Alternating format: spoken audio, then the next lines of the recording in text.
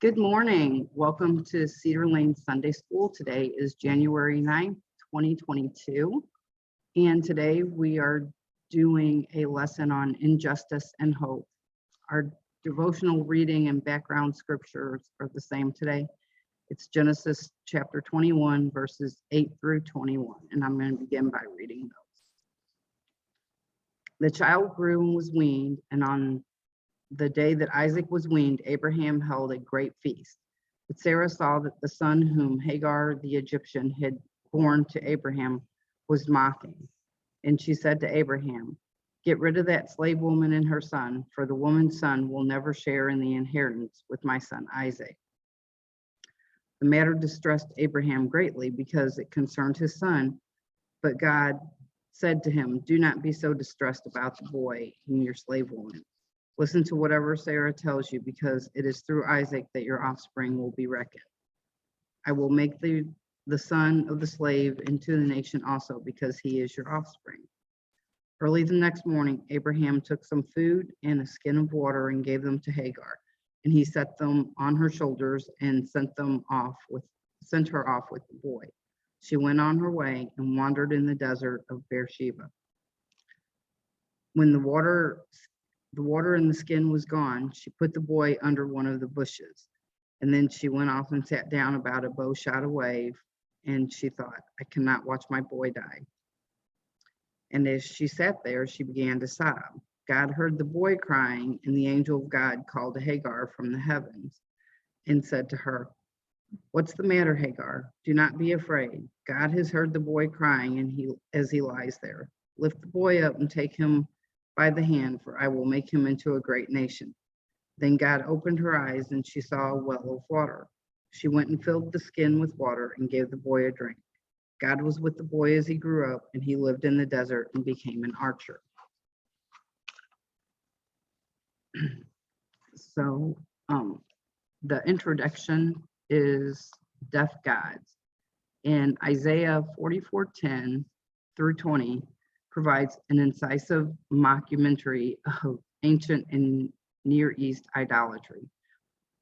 Someone plants a tree and the rain waters it.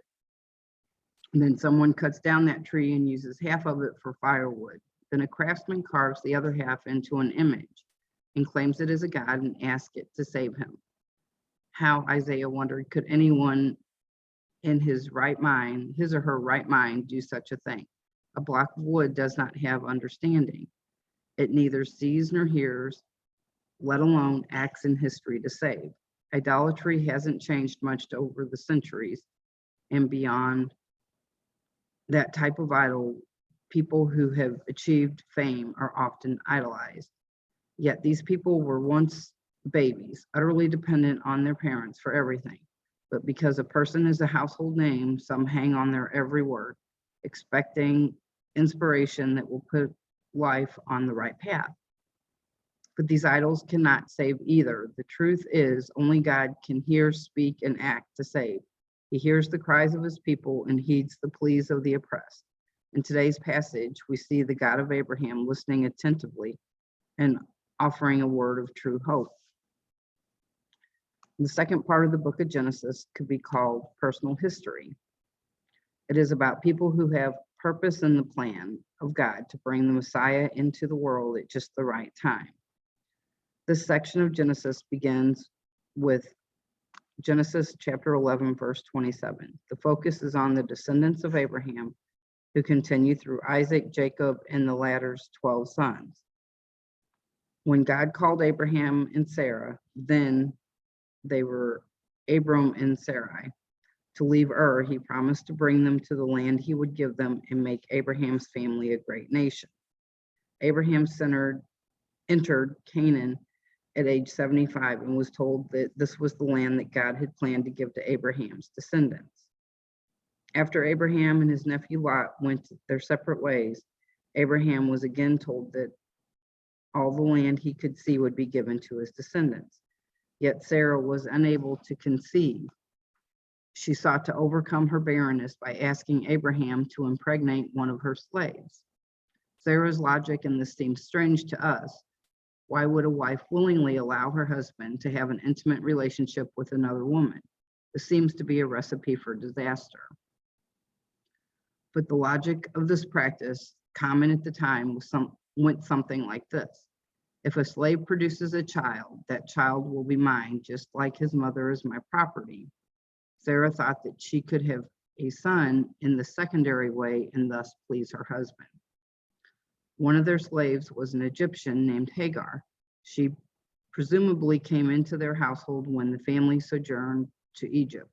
Hagar was Sarah's personal attendant. When Abraham and Sarah's attempts to produce a child were unsuccessful, Sarah offered Hagar to Abraham, never asking the slave's consent.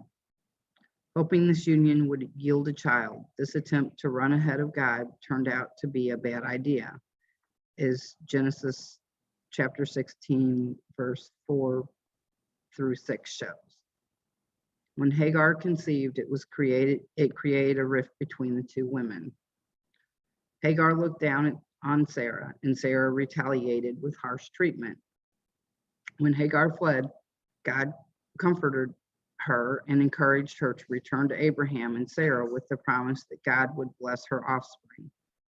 The baby born to Abraham and Hagar was named Ishmael.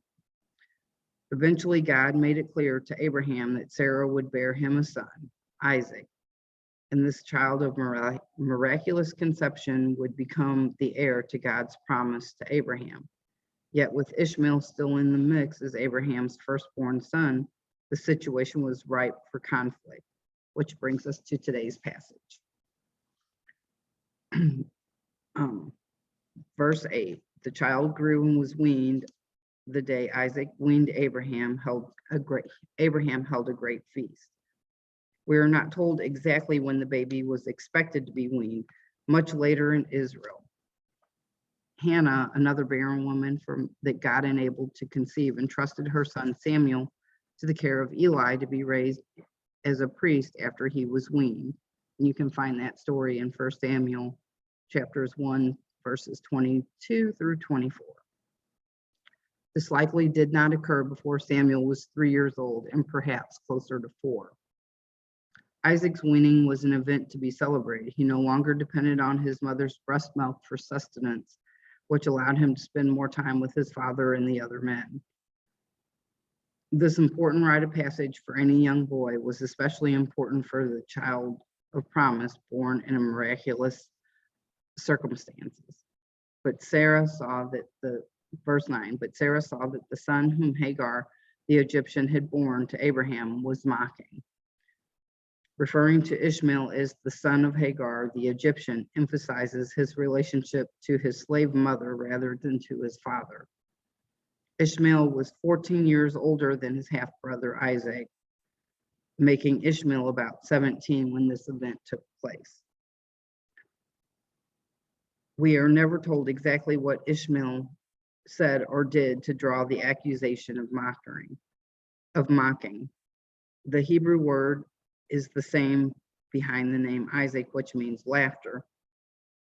The word can imply simple amusement, but other contexts reveal darker possibilities. The same word was used when Lot's son-in-laws thought he was kidding around about the imminent destruction of Sodom.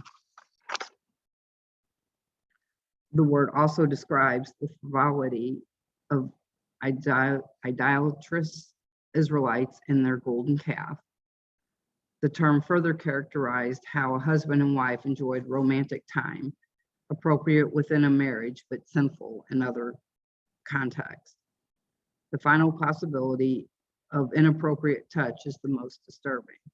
Sarah's sensitivity to anything to do with Hagar or Ishmael may lead us to assume that she overreacted to a teasing insult to Isaac rather than any molestation or abuse.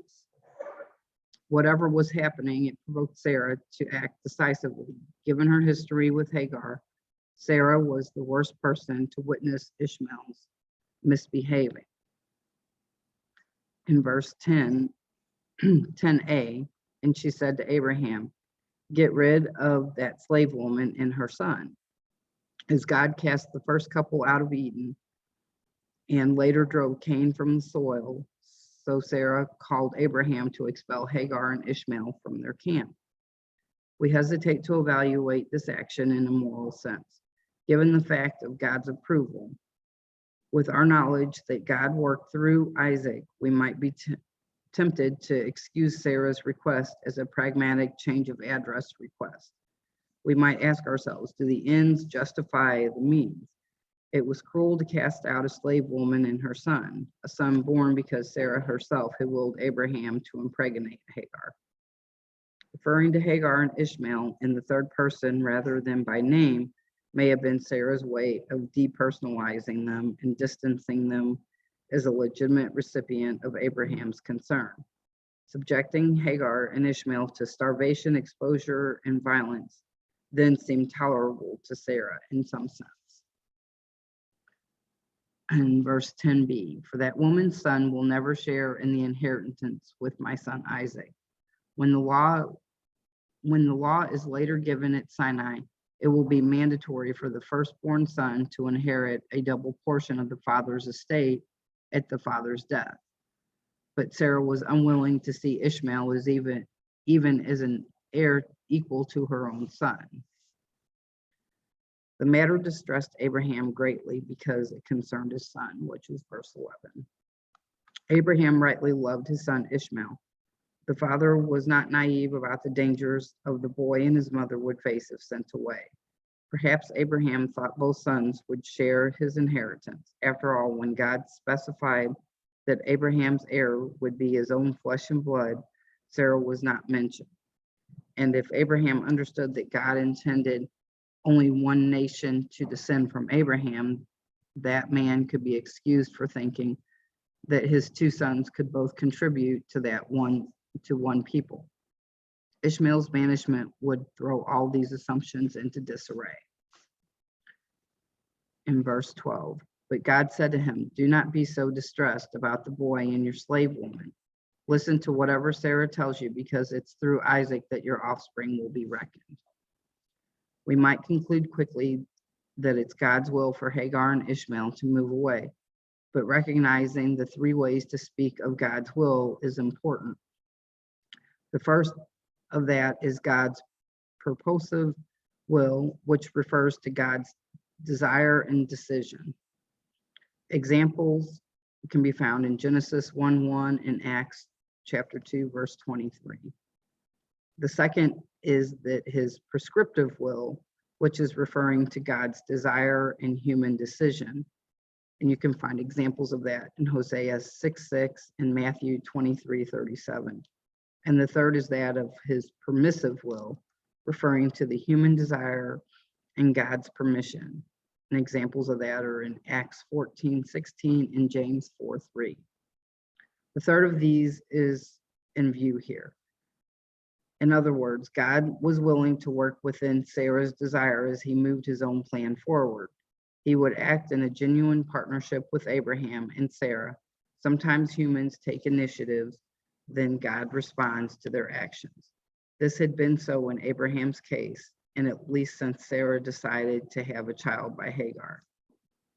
It is one thing to say that God wanted Sarah to cast away her servant and Abraham's son, but it's another to say that God allowed it and saw it as a way to carry out his larger promises for his people. Those larger promises revolved around Isaac, not Ishmael.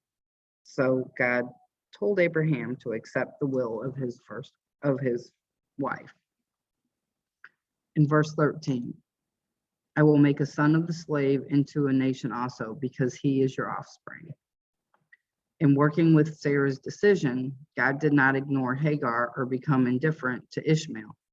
Although God was always going to fulfill his promises through Sarah's child, he chose to also make Ishmael a nation because he too was Abraham's son. Even so, Abraham left his entire estate to Isaac. After Sarah died, Abraham had additional sons with Keturah. These sons do not appear to receive the same blessing as Ishmael, but Abraham sent them away from Isaac's family with gifts before he died. And you can find that in chapter 25, verse 6. And in verse 14a, early the next morning, Abraham took some food in a skin of water and gave them to Hagar. He set them on her shoulders and then sent her off with the boy. In this instance is the story of Isaac's near sacrifice. Abraham's obedience to the Lord was seen in this immediate action early the next morning. The only record we have of Abraham and Ishmael together after this is when Ishmael returned to help Isaac bury their father. Whether Ishmael spent time with his dying father is unknown, but there is no record of Hagar ever returning to see Abraham. 14b. She went on her way and wandered in the desert of Beersheba. Beersheba was in southern Canaan, west of Gerar, where Abraham had settled. Later, the entire promised land could be measured from Dan north of Beersheba. Indeed, the phrase "from Dan to Beersheba" became a catchphrase in that regard. Hagar likely intended to return to Egypt and eventually did so. Her wandering in the desert foreshadowed Israel's own experience of their journey out of Egypt. Later, Abraham would designate a well in the area by the name of Beersheba. Isaac and Jacob both had significant spiritual experiences in that area. Verse 15, when the water in the skin was gone, she put the boy under one of the bushes. This is the part I found most interesting because since he was much older, when you think of like putting a child under a bush, you would think of a young child, but, or I did. Just reading it, I was like a young child, but this child was approximately 17. So he was not just a child that, a person that you could say, stay there, and they might stay there. We're not told how long Hagar wandered in the desert before running out of provisions, though we would expect that Abraham had sent her and the boy away with as much as they could carry. Put in this verse is the same term used with Joseph when Joseph was thrown into a well and left for dead. We can assume that for Hagar to be able to leave her teenage son under one of the bushes, he had no strength to change his circumstance. Then she went off and sat down about a bow shot away.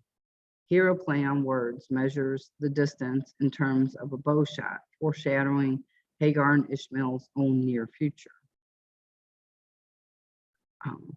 For she thought, I cannot watch my boy die. And as she sat there, she began to sob. The last time Hagar ran away, pregnant with Ishmael, God had met her by a spring of water and promised that Ishmael would grow into manhood. At that time, she called the Lord the one who sees me. It must have seemed to her that God was breaking this promise and refusing to see their current plight. Not giving the thought to her own likely death, she sobbed for her boy. In verse 17, God heard the boy crying, and the angel of God called to Hagar from heaven and said to her, "What's the matter, Hagar? Do not be afraid." The angel of God opened a conversation with Hagar as the angel of the Lord had done previously, with a question about her status. But this time, the angel did not wait for her to answer. Instead, the unanswered question is immediately followed by the command to not be afraid. Throughout the Bible, this command shows up dozens of times, often when humans encounter God or angelic beings. Hagar would not have the language of God's love driving out fear, but surely her experience confirms the Apostle John's words in 1 John chapter 4, verses 16 through 18. Because God loved both Hagar and Ishmael, the mother had no reason to fear for her child. When God calls his people to fear not, he calls them to love him and trust his plans for them. Verse 17b, as God heard the boy crying as he lies there. We may wonder why the angel told Hagar that God heard the boy, even though Hagar was the one that was weeping audibly in the previous verse. Nowhere in Genesis 21 is Ishmael referred to by name, which is a combination of the Hebrew words that mean God hears. By emphasizing that he heard the teenager, God showed Hagar that he was looking after her son personally. He proved her son's name to be reassuringly true, even when it seemed that not even the boy's mother had the capacity to listen to him any longer. Verse 18, lift the boy up and take him by the hand, for I will make him a great nation. God already promised that Ishmael would become a great nation. God planned to keep his promise. The only other person to whom God made such a promise was Abraham. Ishmael would have 12 sons, as would Isaac's son Jacob. The Ishmaelites show up in Joseph's story. They were a nomadic people generally living in northern Arabia. Verse 19. Then God opened her eyes and she saw a well of water. She went and filled the skin with the water and gave the boy a drink. Why Hagar could not see the well before is not clear. Perhaps her exhaustion and dehydration prevented her from seeing what was right before her eyes. This water was enough to revive Ishmael and keep her hope alive. The God who she previously declared to be the God who sees me had opened her own eyes. Verse 20a, God was with the boy as he grew up. God kept his promise to Hagar. His presence with the boy serves as a reminder, though God looks after his chosen people in a special way, he also cares for his people beyond that group.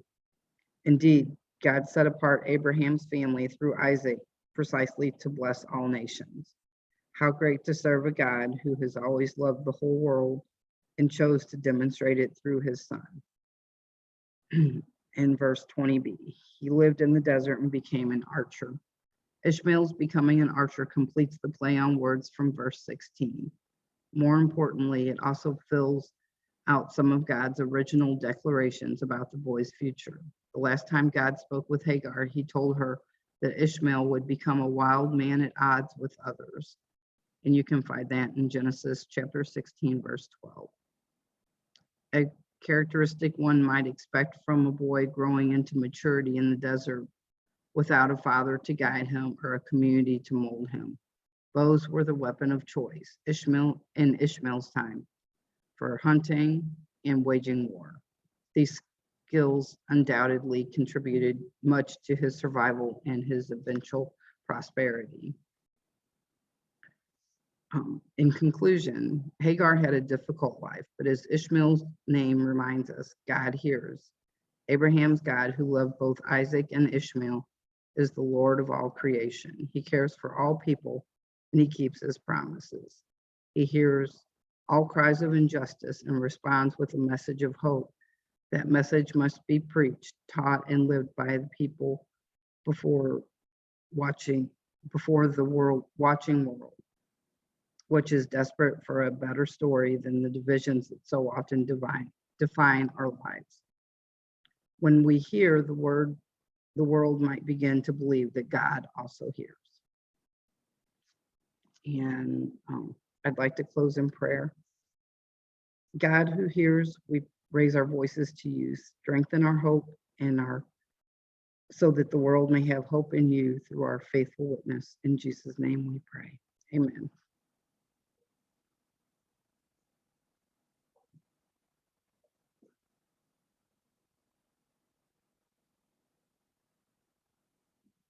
Do